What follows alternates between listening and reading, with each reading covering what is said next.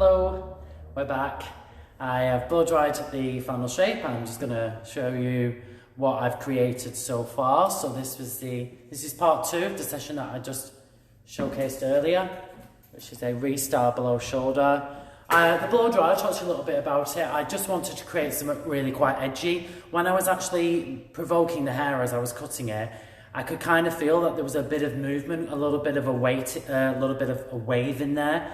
So I wanted to sort of recreate that with the blow dry. I wanted to create something quite sort of a little bit glamorous, like with the long fringe, but I also wanted something really beachy, not necessarily too like a big bouncy blowout, because I'm actually going to go in now and do quite a lot of cutting really. So I am going to affect it slightly, but I just want to really make sure that I can kind of anticipate how the look's going to actually work when the client maybe styles it themselves. Blow drying at home is a fundamental must-have conversation with any haircut. How are you drying your hair at the home? What tools, what equipment are you using? What products are you using is a really important one, because it's all going to be the determining factors in terms of the style that you create. So we've really laid the shape through. The length has not been changed at all, but we've totally transformed the actual shape of the haircut, because previously it was actually just a one length shape, but now we've got fringe. Now we've got texture, we've got movement. So I'm going to work with some little bit of different alternative cutting. Now on an EPA, we want to see a minimum of 3 to 5 techniques, maximum 7. And this is really going to help you push up the standard that you're going to be scored at. So I've actually adopted 5 different techniques. 6 different techniques. I've actually done block cutting, which is to block cut the length and also remove weight. I've done point cutting, I point cut through the fringe, and I did slice cutting, so I sliced through the sides and also the fringe as well. I'm now going to do some twist cutting. I'm going to work with some carved in layers, and I'm also going to do some channel slicing with thinning scissors. So this is going to really help to sort of push up that standard. So if you're being assessed at an EPA, or if you're being assessed for a trade test or a new job, this is the standard that people want to see. They want to see you dry the hair and then go back through and recreate something that's going to be totally bespoke for the wearer. So having assessed what I've created so far, I'm really happy with the distribution of the layers, particularly through the back, because it's very slim, and this is going to create that really slim sort of look. As you can see, it's that kind of sort of very dishevelled kind of look through there. Not really going to change too much in the back, because again, I'm very happy with what I've created so far. The only thing I am going to do is just go through this top layer, and I'm just going to sort of slice out some of this excess length in here.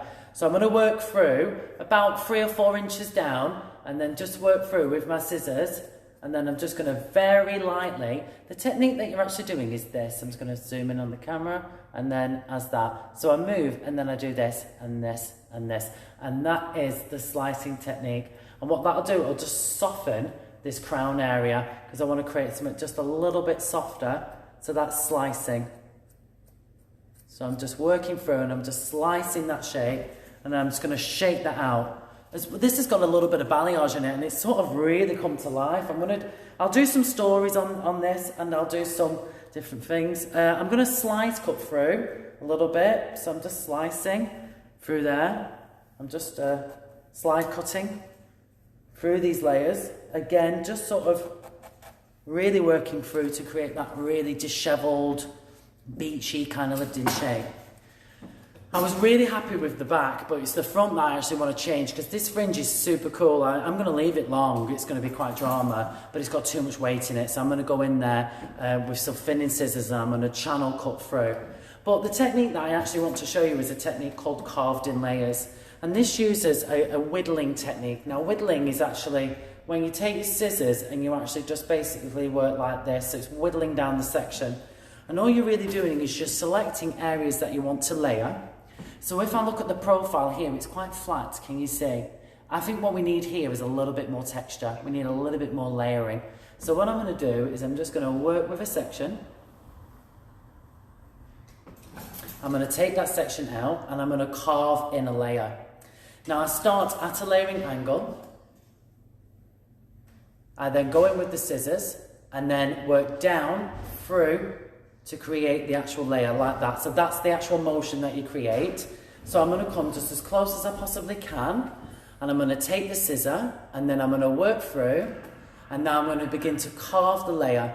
So as you can see, my scissors begin to move and then my section moves with it. And what that actually does, it carves the layer in, and that's what I've taken away. So that's going to actually give me a lot more texture. And I'm just going to work through that section there now, just to really create this kind of sort of shape through. So I'm just going to go through and I'm just going to carve down. I'm going to actually turn, just trying to get the best angle for you guys. Sorry. It's all new digs back at the academy. For those of you that have not been watching, we're no longer at my home. I'm back at work because lockdown is over, and I'm just working through, and it's this motion that we're creating. This motion, it's actually that, and it's actually going to create that carved in layer. You can work totally freehand like me, or you could actually work with a comb, but I do love a bit of freehand cutting. It feels really, really fun to do. So I'm just working through, and I'm just sort of shearing through that section there. And now again, what I'm going to do is assess to see how that's sort of reacting. Yeah, that's much better. Just that little bit of extra work can really transform that shape. And this is what an EPA assessor would notice. They'd say to themselves, I can see that person has really gone that extra mile to actually finish that shape. I'm now going to work with a little bit of back cutting through there and some twist cutting. So I'm going to take this section up and I'm going to lift it quite high. And then I'm going to work with the scissors and I'm going to do that motion. That motion with the hand and this motion with the blade itself. And what that does, it just takes a little fraction of hair out and it just sort of distorts the texture just that little bit more through there and through this side. I think this area is the area that I wanted to work on the most because I found that it just didn't really blend that well with the rest of the haircut, this very light, slim shape, which I've created through the triangular layer. But I still want to leave this length long. This is a below shoulder look, so that's perfect for that model that, yeah, they want to be a model and they want to do something fun, but they do want to leave the hair long, which we know that's many people, because that's the styles that we wear our hair in. Well, a lot of ladies wear the hair in. So again, we want to be as accommodating as possible. I'm going to take this section through here and I'm going to do the same, a little bit of carving in. I'm just going to carve in that layer through there.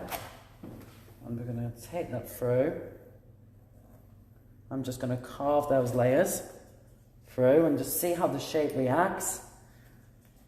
And I'm always looking to see how that reaction's taking place. So I'm shaking the hair. I just feel like I'm at one with the hair when I'm actually cutting it. And you've got to like get in the zone, really. That's what I'm sort of wanting to get across to you by working with these very visual approaches to hair cutting. I'm going to take this section here because it still feels quite heavy.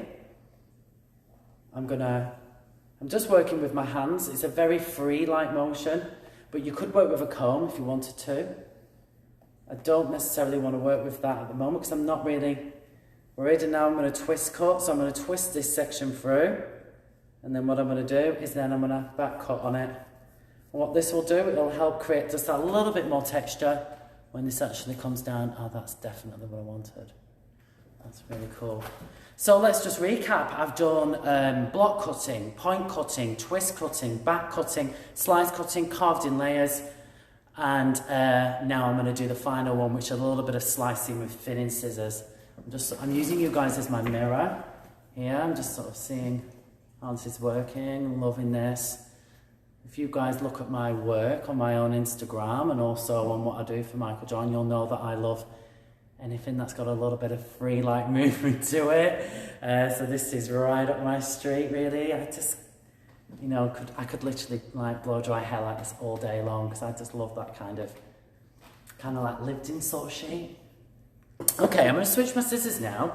Now in terms of scissors, obviously you want to, I mean over the years I've collected many different scissors and they do many different things and they've got many different sort of uses. We've got very long scissors which are really good for deep parallel point cutting.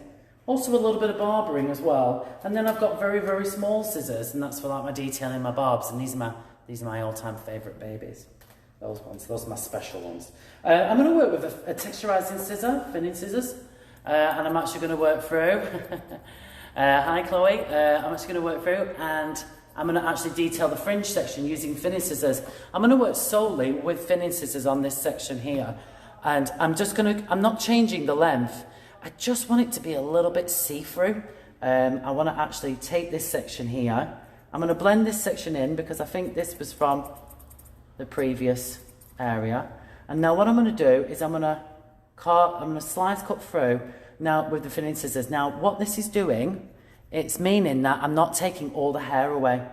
So it's enabling me, if you actually look, when I cut, it only cuts part because it actually sits inside the blade, look.